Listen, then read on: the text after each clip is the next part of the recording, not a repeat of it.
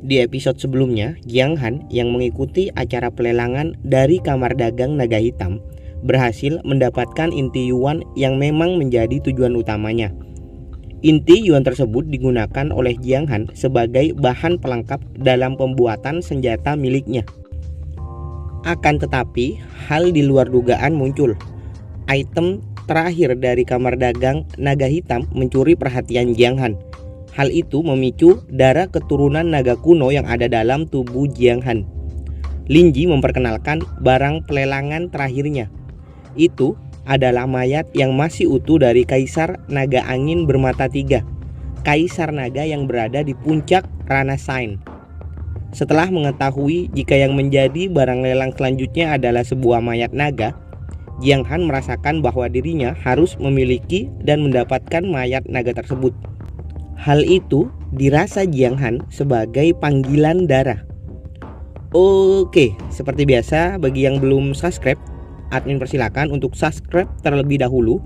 Like dan komen dari kalian juga merupakan bentuk dukungan dari channel ini. Bagi teman-teman yang ingin mentraktir admin kopi, linknya sudah admin sediakan di kolom deskripsi di bawah. Terima kasih bagi yang telah mendukung channel ini, dan semoga video kali ini dapat menghibur teman-teman sekalian. Cerita kali ini dimulai dengan cerita naga Kaisar Angin Bermata Tiga. Naga tersebut adalah naga tercepat di antara naga lainnya. Naga ini auranya saja bisa dirasakan hingga ratusan mil jauhnya. Dan di seluruh ras atau klan naga hanya ada sedikit musuh alaminya. Jiang Han bergumam jika kekuatan milik naga ini sebanding dengan kultivator puncak Rana Shine. Naga tersebut juga bisa mengendalikan elemen angin, langit, dan bumi untuk membentuk bila angin yang sangat kuat. Pada dasarnya, naga Black Armor yang pernah kulihat sebelumnya hanyalah seorang cucu jika dibandingkan dengan dia. Dan jika aku bisa mendapatkannya, maka garis keturunan naga leluhurku pasti akan melangkah ke tingkat yang lebih hebat. Kemudian Lin Ji menjelaskan, seperti yang kalian semua lihat, mungkin hanya ada satu mayat naga tingkat tinggi yang lengkap di dunia ini. Orang yang berhasil membunuh naga ini juga ikut tewas pada saat pertarungan. Naga ini terluka parah disebabkan oleh master jiwa, sehingga dapat mempertahankan bentuknya yang lengkap dan indah. Dan untuk harga awal dari mayat naga yang masih utuh ini adalah 100 juta emas. Dan setiap kali penawaran adalah kelipatan 20 juta emas. Apa? 100 juta emas? Harga ini terlalu sulit untuk aku kalahkan, ujar dari Jiang Han. Fu Zong mengajukan tawaran 120 juta emas. Lalu Han dengan tawaran 140 juta emas. Fu Zong meningkatkan lagi tawarannya menjadi 200 juta emas. Jiang Han yang melihat harga-harga tawaran tersebut langsung migrain dibuatnya. Hal itu dikarenakan dia sangat ingin mendapatkan mayat naga tersebut. Namun sayang sisa uangnya hanya 10 juta emas saja. Linu yang berada di belakang Jiang Han terus-menerus melihat Jiang Han yang sangat depresi. Sementara itu tawaran terus berlanjut. 220 juta, 240 juta, 260 juta, 300 juta. Lalu Han berteriak 400 juta untuk penawarannya. Fu Zong juga tidak mau kalah. 500 juta teriak dari Fu Zong. Lin Ji mengumumkan jika ruang VIP nomor 2 yang ditepati Fu Zong adalah penawaran yang paling tinggi dengan harga 500 juta. Lin Ji juga bergumam, mengapa ruang VIP nomor 1 tidak ikut dalam penawaran tersebut? Apa memang uang atau kekayaan milik Jiang Han tak mampu untuk bersaing dengan yang lainnya? Fu Zong yang mengetahui tidak ada penawaran yang lebih tinggi lagi dari 500 juta, dia berteriak ke arah ruang VIP nomor 1, ruang VIP yang ditempati Jiang Han. Hei bocah, kenapa kau hanya diam? Ayo, kita bertarung modal. Bukannya kau orang kaya? Mengapa sekarang dirimu hanya bisa diam seperti ini? Dan inilah kondisi Jiang Han yang merasa kepalanya seperti ingin meledak. Di sini Lin Wu menganggap Jiang Han seakan tidak mau melepaskan lelang mayat naga tersebut. Dia mengetahuinya dengan hanya melihat ekspresi dari Jiang Han. Lalu Lin Wu berkata, "Hei kau, kenapa hanya diam saja? Apa yang harus kulakukan? Apa kau ingin kubantu?" Sementara itu, hitungan penawaran sudah terhitung yang kedua kali. Dan tidak ada lagi penawaran yang lebih tinggi lagi dari 500 juta. Kemudian Jiang Han berkata, "Ini sedikit rumit untuk kujelaskan padamu. Akan tetapi, bisakah kau membantuku kali ini?" Dengan wajah malasnya, Lin Wu berjalan melewati Jiang Han. Dia mengatakan bahwa syarat darinya untuk Jiang Han akan Lin Wu jelaskan setelah acara ini selesai. Lalu hitungan terdengar sampai yang ketiga kalinya, dan belum juga ada siapapun yang menawar lebih tinggi. Mereka berdua pun sangat yakin jika mayat naga akan mereka dapatkan dengan 500 juta emas. Lalu tiba-tiba sebelum Lin Ji meresmikan kepemilikan dari mayat naga, Lin Wu membuka horden ruangan VIP nomor 1. Jiang Han yang juga berada di sana terlihat bingung dengan tindakan yang akan dilakukan oleh Lin Wu. Kemudian Lin Wu berkata, "Tuan muda kami menawar 1 miliar emas." Mata Fuzong seperti ingin copot mendengar tawaran tersebut. "Heh, 1 miliar emas? Apa-apaan dengan penawaranmu itu?" tanya Jiang Han yang dirinya juga baru mengetahui penawaran dari Lin Wu. "Kenapa kau sangat aneh setelah mendengar penawaran dariku? Dan bukankah tadi kau ingin aku untuk membantumu mendapatkan mayat naga itu?" tanya dari Lin Wu. Jiang Han melanjutkan, Aku tidak berpikir jika kau menawar dengan jumlah sebesar itu. Di mana kau mendapatkan uang begitu banyak?" Di sini Lin Wu menjelaskan jika keluarganya merupakan keluarga bangsawan. Jadi uang yang diberikan oleh keluarganya ditambah dengan akumulasi misi di Laut Cina Timur, dia mempunyai uang kurang lebih sebanyak 5 miliar untuk saat ini. Sosok Lin Wu pun bersinar sangat terang di mata Jiang Han, seperti gambaran Dewi Penolong. "Kenapa jika kau memiliki uang sebanyak itu tidak menceritakan lebih awal kepadaku?" Dengan masih bermuka malas, Lin Wu menjawab, "Lah, kau gak nanya Bambang." Lin Ji pun segera menghitung. 1 kali penawaran 1 miliar, 2 kali penawaran 1 miliar. Terlihat terjadi sedikit keributan yang dilakukan Fuzong dan pria berjubah. Dengan tanda bunyi sebuah gong, Lin Ji meresmikan jika kamar VIP nomor 1 berhasil memiliki naga kaisar angin bermata 3 dengan penawaran di angka 1 miliar emas. Jiang Han yang terlihat kembali ceria dengan masih berpura-pura kaya, Jiang Han ngebacot di depan para tamu undangan lainnya. Dan itu membuat Lin Wu merasa menyesal karena telah membantunya. Pria berjubah yang marah mengetahui dirinya gagal mendapatkan mayat naga lalu berkata pada Fuzong, "Jika kau tidak bisa membelinya, maka yang harus dilakukan adalah mengambil paksa saja barang itu." Kemudian cerita berganti pada saat setelah acara pelelangan. Lin Wu yang telah menyelesaikan syarat dari Jiang Han, kini dirinya kembali mengenakan pakaian seperti biasa. Mereka ternyata akan berpisah di tempat ini karena Jiang Han akan langsung kembali ke rumah kakek Chen dan Lin Wu akan kembali ke rumah Liu. Sembari tersenyum, Jiang Han berkata, "Terima kasih banyak karena sudah membantuku hari ini. Aku akan membayar kembali sesegera mungkin untuk 1 miliar pinjaman sebelumnya." Dengan tanpa ekspresi, Lin Wu menjawab, "Jika kau tak punya uang, kau bisa menggunakan tubuhmu untuk membayar dan melunasi hutangmu." Jiang Han yang mendengarkannya langsung syok dan berpikir jika Lin Wu menyukai dirinya. "Jadi mulai sekarang kau harus melakukan sesuatu untukku."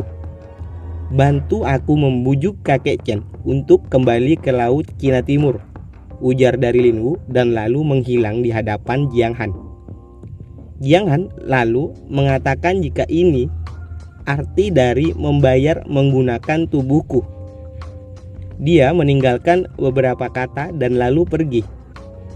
Dia masih sama sejak pertama kali bertemu.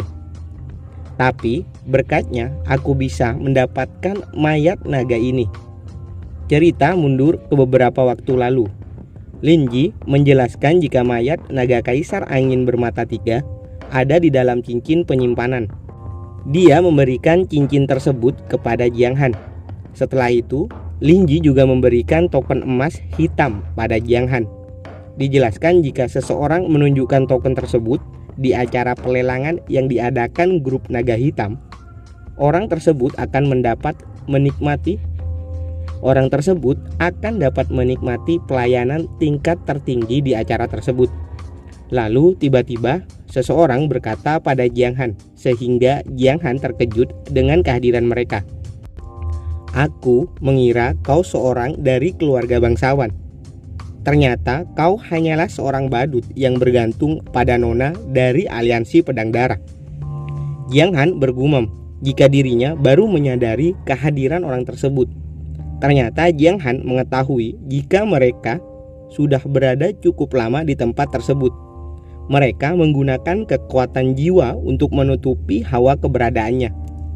Mereka ternyata adalah Fuzong dan pria berjubah.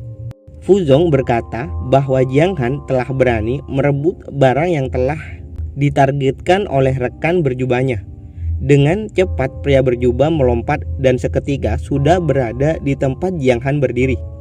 "Sial, pria berjubah ini adalah master di ranah Sain," ujar Jiang Han yang sedikit terkejut.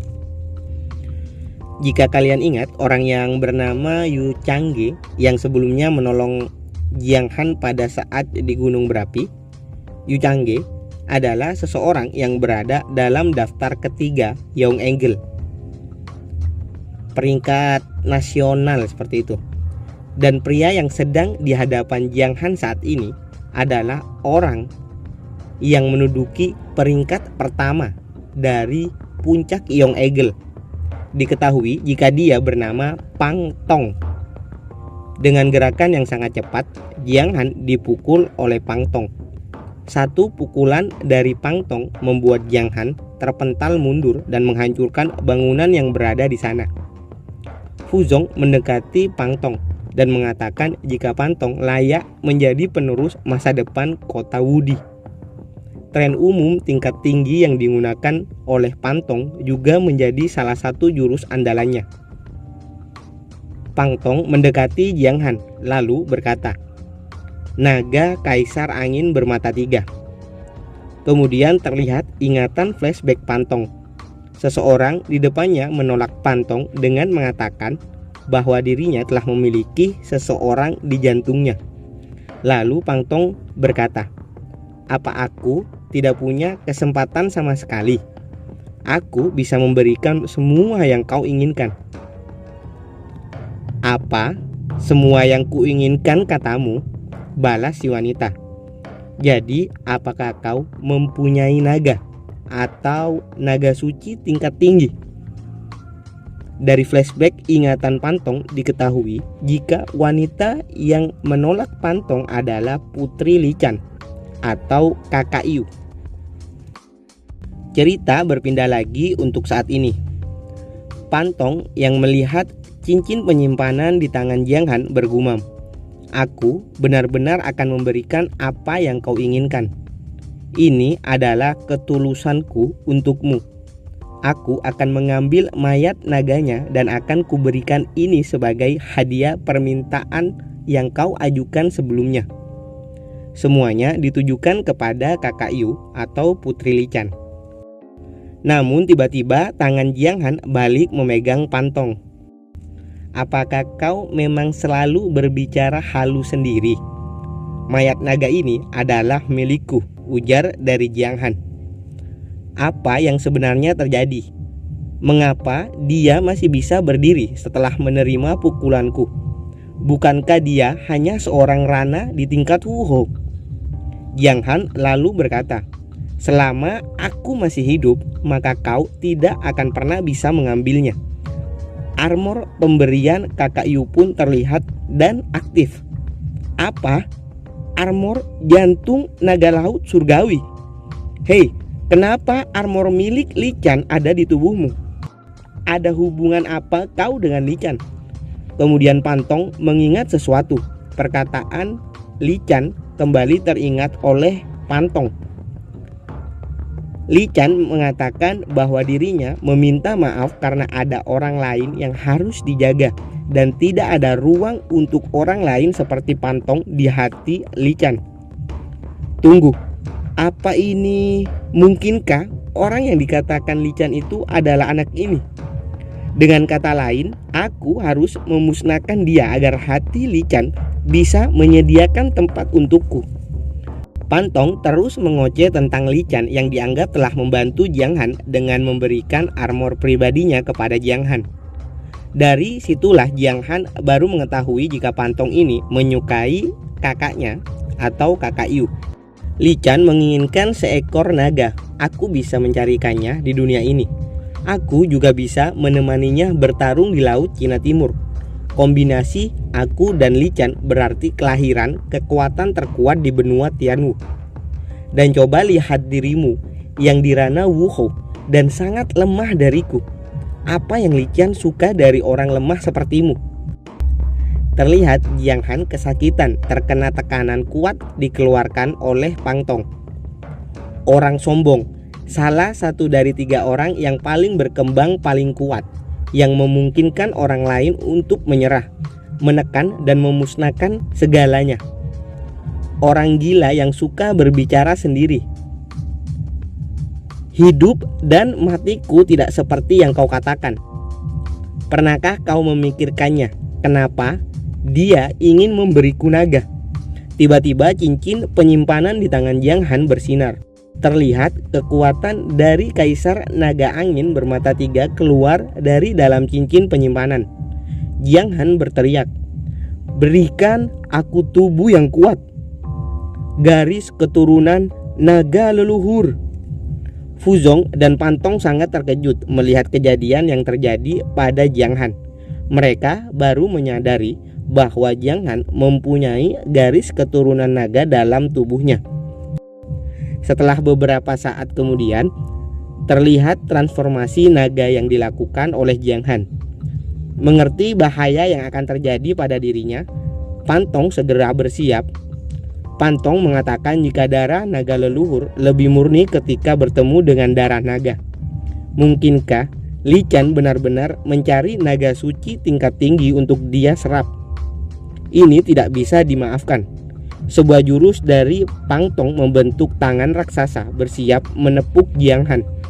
Lalu Pantong berteriak, aku harus memanfaatkan garis keturunannya yang masih belum terbentuk.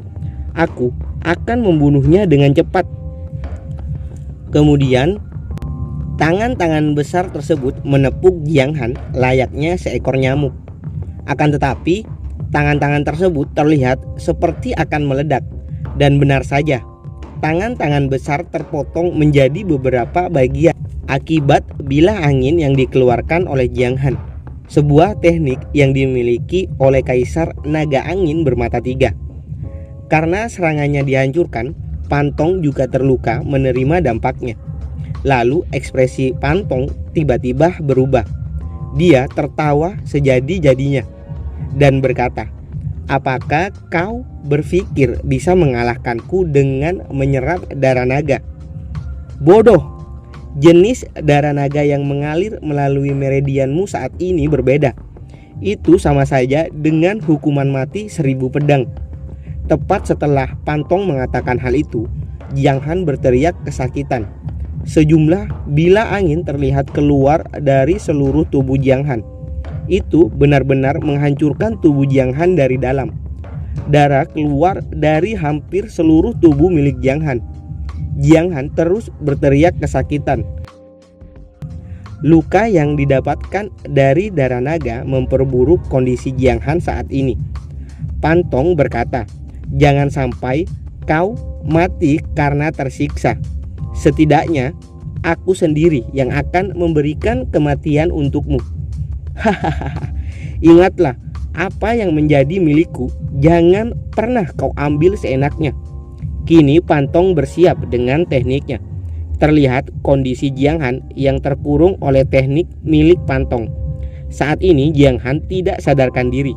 Kondisinya memburuk dengan banyak luka sayatan yang keluar dari pembuluh darahnya hingga menembus kulit bagian luar. Dirangsang oleh kekuatan eksternal milik naga kaisar angin bermata tiga, kekuatan darah naga tersebut memotong meridian Jiang Han dengan sangat gila. Akan tetapi, di bawah tindakan teknik Huang Quan Yin Li Mingun, meridian Jiang Han terus diperbaiki. Sebuah bentuk upaya untuk mempertahankan kondisi Jiang Han yang semakin buruk. Sebuah operasi dari kekuatan jiwa miliknya terus bekerja memperbaiki tubuh milik Jiang Han. Sedangkan yang terjadi di istana jiwa milik Jiang Han, terjadi pertempuran antara Jiang Han yang ingin menaklukkan kekuatan Kaisar Naga Angin dan kesadaran naga tersebut yang menginginkan aura naga leluhur serta tubuh milik Jiang Han. Sebuah serangan keluar dari lautan jiwa Jiang Han. Serangan tersebut melilit dan berbentuk seperti sebuah tali. Itu adalah kekuatan milik Ruksue yang kini juga ikut bertarung untuk menaklukkan kekuatan naga tersebut. Kekuatan dalam skala besar dikeluarkan oleh Ruksue untuk membekukan sang naga. Sebelum tubuhnya membeku, sang naga berteriak, "Aku adalah penguasa dari satu pihak, dan aku tidak akan pernah mati di tangan pasangan yang tak dikenal seperti kalian. Kau sungguh naga yang sangat bodoh. Waktu sudah berubah semenjak kematianmu. Semua yang berada di istana jiwaku harusnya cukup diam dan tidak melawan." "Telan!" teriak Jiang Han yang mulai menyerap kesadaran sang naga. "Bagaimana mungkin? Aku kalah. Tidak, lepaskan aku. Aku tidak mau," ujar dari kesadaran sang naga. Lalu pada saat hampir terserap, kesadaran sang naga berlari ke arah Ruksue.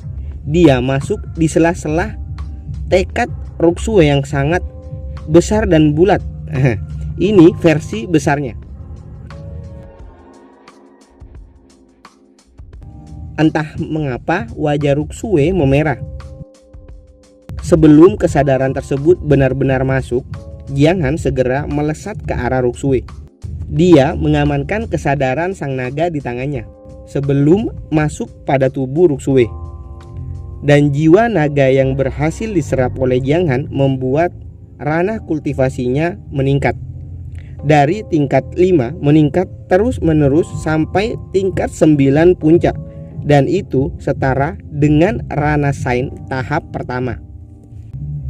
Kembali keluar dari istana jiwa milik Jiang Han, Pantong terlihat sangat terkejut karena tekniknya yang dibuat untuk menahan Jiang Han menghilang. Dengan cepat Pantong langsung menyerang Jiang Han dengan kekuatannya, dan hal itu membuat lubang besar di tubuh Jiang Han. Hahaha, apanya yang garis keturunan naga?